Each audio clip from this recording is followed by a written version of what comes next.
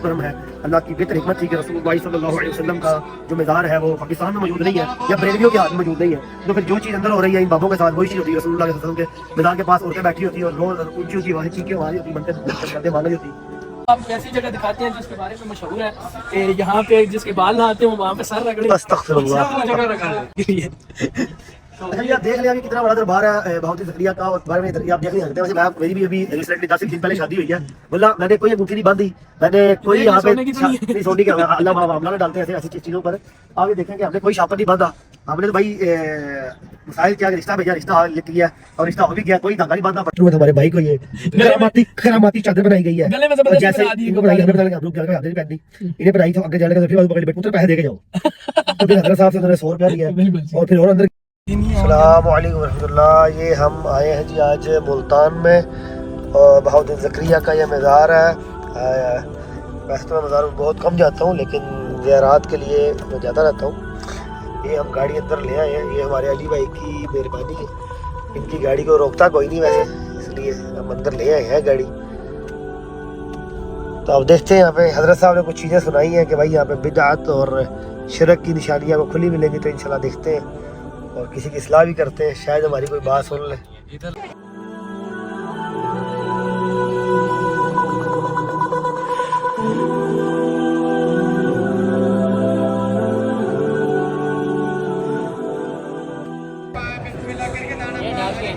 لے لو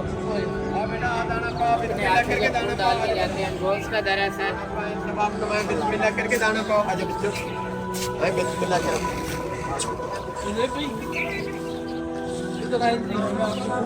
ہم آپ کو ایسی جگہ دکھاتے ہیں جس کے بارے میں مشہور ہے کہ یہاں پہ جس کے بال نہ آتے ہوں وہاں پہ سر رگڑے، استغفر اللہ۔ جگہ رگڑے بتاتا ہوں اس کے لیے کہ جس کے بارے میں مشہور ہے کہ جس کے سر پہ بال نہ ہو، تو کسی بھی جگہ پہ بال نہ ہو وہ یہاں پہ اپنا سر آ کے رگڑے، اس کے نا سر پہ بال آ جاتے ہیں۔ اس بارے میں مجھے بھی، میں ملتان میں نہیں ہوں آیا ہوں، مجھے بھی وسیم نے بتایا کہ بھائی یہ وہ جگہ ہے جہاں پہ جس کے بارے میں مشہور ہے کہ یہاں پہ آپ اپنا سر آگے رگڑیں تو بال آ جاتے ہیں۔ باقی آگے آپ اسلامی اسکالر ہیں، یہ پھر آپ بہتر جانتے ہیں۔ استغفر اللہ۔ یہاں پہ ایک دو بندوں کی وہاں پہ اصلاح بھی فرمائی ہے ہم نے، وہاں مسئلہ یہاں پہ صرف وہی ہے، وہ قرآن کی آیت ہے جاہلون قالوا سلام، جاہل کے ساتھ بحث نہیں کرنی چاہیے۔ بتانا کہ یہ چیزیں جب دیکھ کر افسوس صرف اس چیز کا ہوتا ہے کہ یہ چیزیں پاکستان میں ہیں، اگر یہ کسی اور ملک میں ہوتی، کسی کافر کے ملک میں ہوتی، دکھ نہ ہوتا۔ دکھ اس چیز کا یہ چیزیں پاکستان میں ہے، اور پاکستان ایک اسلامیکل کنٹری ہے، ایسا دیکھی جائے تو پاکستان کا مطلب کیا لا الہ الا اللہ۔ لیکن پھر اگر کوئی اور مذہب کا یا اور اپنے فرقے کا کسی بندہ اگر کہتا ہے کہ بھائی آپ غلط کر رہے ہو، شرک اور بدعت ہے، پھر ہمیں یہ چیزیں بری لگتی ہیں۔ تو یہ بات ان کی حق ہے، بے شک وہ انجینئر ہو یا بے شک وہ کوئی اور شخص ہو، جب وہ ایسی کوئی بات کرتا ہے تو اس کی ہم ایکسیپٹ بھی نہیں کرتے نا۔ اب یہ یہاں پہ بدعت ہو رہی ہے، یہ کتنا گناہ ہے۔ آپ پیچھے دیکھیں وہاں پہ وہ ایک مائی جی اگربتیاں بار رہی ہیں، دعائیں رو رہی ہیں، کیا کیا کر رہے ہیں، یہاں پہ لوگ سجدے کر رہے ہیں۔ تو ان چیزوں کو دیکھ کر بڑا دکھ ہوتا ہے کہ یار یہ پاکستان میں کیا ہو رہا ہے، اسلام کے ساتھ یہ کیا کر رہے ہو۔ پھر پاکستان میں آپ کو ہر رنگ کا مفتی ملے گا، تو ان کے فتوے کدھر گئے ہیں؟ یہاں تک کہ ٹھیک ہے یہ بریلوی وقت فکر کے ماننے والے ہیں، انہیں کے امام کا فتویٰ امام احمد رضا خان کسراوی نے دیا اور 24 جلدوں میں فتوے دیے ہوئے یہ کام منع فرمایا، لیکن پھر بھی عوام یہاں پہ کر رہی ہے۔ یہ ایک عوام کی وجہ سے پورا مسلک بدنام ہوتا ہے، اور پھر بھی ہمارے یہاں پیچھے وہاں پہ سارے آ رہے ہیں لیکن کوئی بھی شرعی حکم نہیں لے کے جا رہے ہیں۔ چیزوں کو توڑنا چاہیے اور ان کا پراپر شرعی حکم دینا چاہیے۔ اب یہ دیکھ لیں یہ کیا ہے، اس کے بارے میں ذرا کوئی وضاحت فرمائیے، یہ کیوں آتے ہیں یہاں پہ؟ یہ زیادہ بھائی ادھر ہوتا یہ ہے کہ کسی نے اپنی منت مانگی ہے، جیسے کہ کسی کی شادی نہیں ہو رہی، یہاں پہ کچھ چوڑیاں بھی باندھی ہوں گی، اس سائڈ آئے تو وہاں پہ چوڑیاں آپ کو نظر آئیں گی،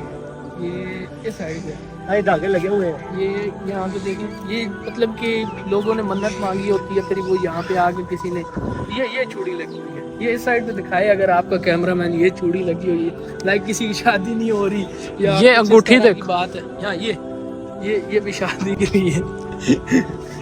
اچھا یہ آپ دیکھ لیں ابھی کتنا بڑا دربار ہے بہاوالدین زکریا کا، اور بارے میں یہ آپ دیکھ نہیں سکتے۔ ویسے میری بھی ابھی ریسنٹلی 10 دن پہلے شادی ہوئی ہے، واللہ میں نے کوئی انگوٹھی نہیں باندھی، میں نے کوئی یہاں پہ نہیں سونی کے اللہ معاملہ میں ڈالتے ہیں ایسی چیزوں پر۔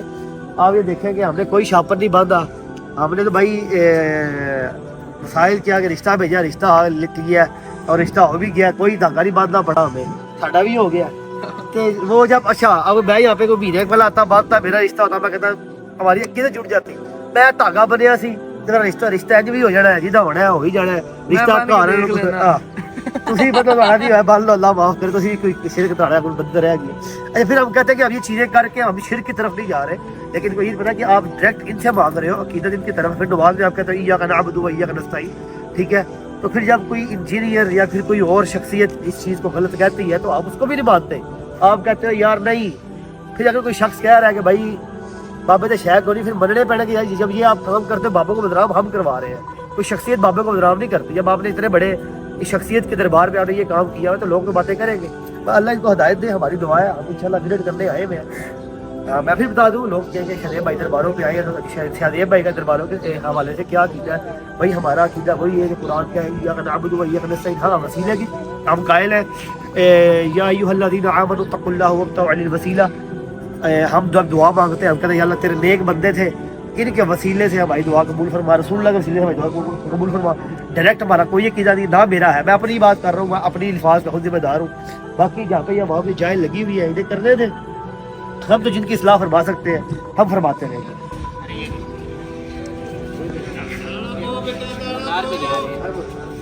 گوشت پاک کی حاضری ہے اندر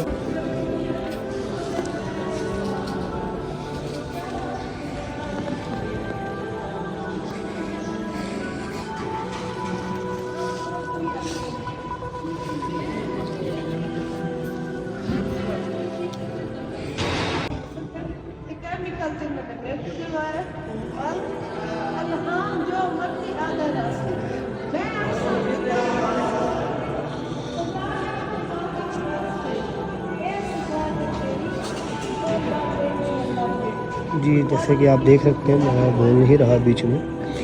تو بھائی اس طرح ہماری دعا مانگ رہی ہے اللہ معاف کرے اور کوئی منع کرنے والا بھی نہیں ہے کافی گاڑی والے کافی مل جائیں گے لیکن کوئی منع کرنے والا نہیں ہے اور ہم بھی اپنے صرف یہ بات نہیں ہے کہ ہم کوئی بات بولیں پھر سارے مگر پہ جائیں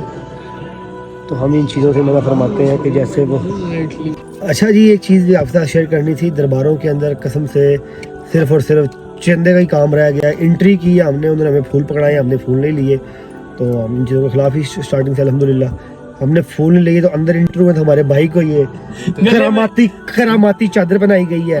اور جیسے ان کو بتائیے ہمیں پتہ لگا ہم لوگ چادر نہیں پہن دی انہیں پہنائی تو اگر جانے لگا تو پھر بازو پکڑ لی بیٹ پتر پیسے دے کے جاؤ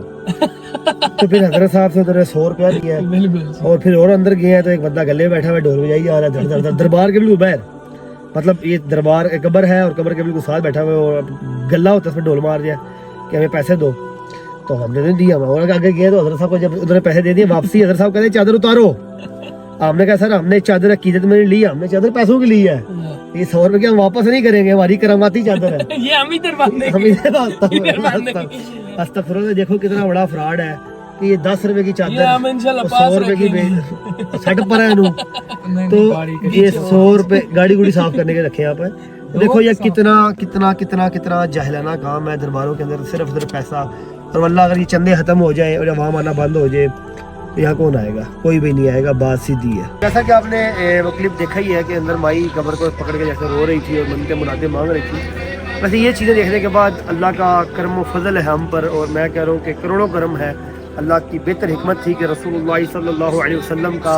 جو مزار ہے وہ پاکستان میں موجود نہیں ہے یا بریلویوں کے ہاتھ میں موجود نہیں ہے تو پھر جو چیز اندر ہو رہی ہے ان بابوں کے ساتھ وہی چیز ہوتی ہے رسول اللہ صلی اللہ علیہ وسلم کے مزار کے پاس عورتیں بیٹھی ہوتی اور روز اونچی آوازیں چیخیں مار رہی ہوتی منتیں مانگ رہی ہوتی